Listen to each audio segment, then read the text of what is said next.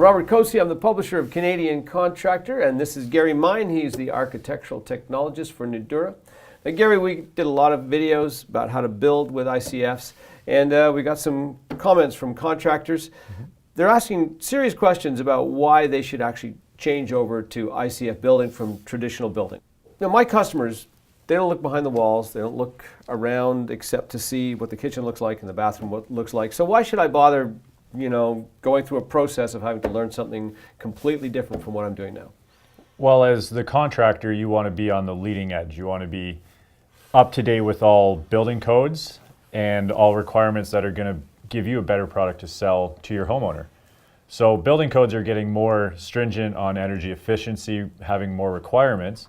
And you'll find building with an ICF is going to be faster for you, given all the extra steps you have to take because of the building code, and you're going to come out with a more efficient performing product at the end. Does it make any difference? I mean, again, stick-built home, ICF homes, am I going to feel any different about one home over the other? You're definitely going to feel a difference. You're going into a reinforced concrete home. I mean, we're seeing an increase in large storms, so you're going to have a more durable, longer lasting house.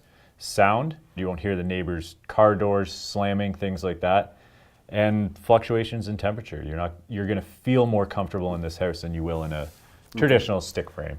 How challenging is it going to be for me to be able to learn how to do this? Am I going to have to change my business entirely? No, you don't have to, and that's the beauty of the ICF is we offer training programs. So you can come in and spend a day in our training program and we'll give you the basics.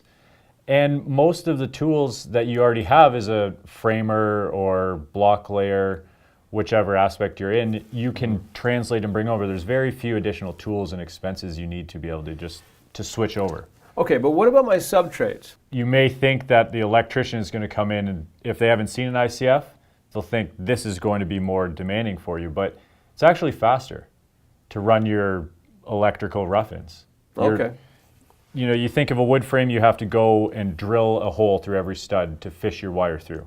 Are there any specialty items that my plumber or electrician are going to have to use in order to manage the fact that they're building with ICF? Any special boxes or anything like that? There are special ICF boxes for your electrical outlets.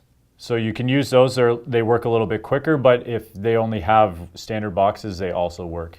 What about the basement? Now, if I'm doing traditional building, I don't have to do anything with the walls. But now if I've got EPS on the inside walls, as you do with ICF, I've got to cover it with drywall. It's a ton of work. And not only that, but that means I've got to mud them and finish them. What about the extra work involved with that?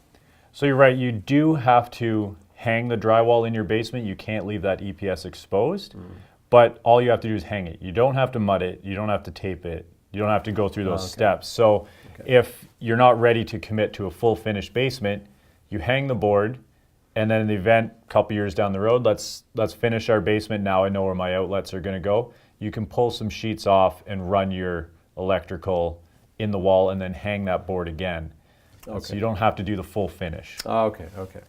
Listen, if you've got any questions for Nudura about ICF building, then please send your questions in to the email on the bottom of the screen here, and we'll be happy to answer them in a future video.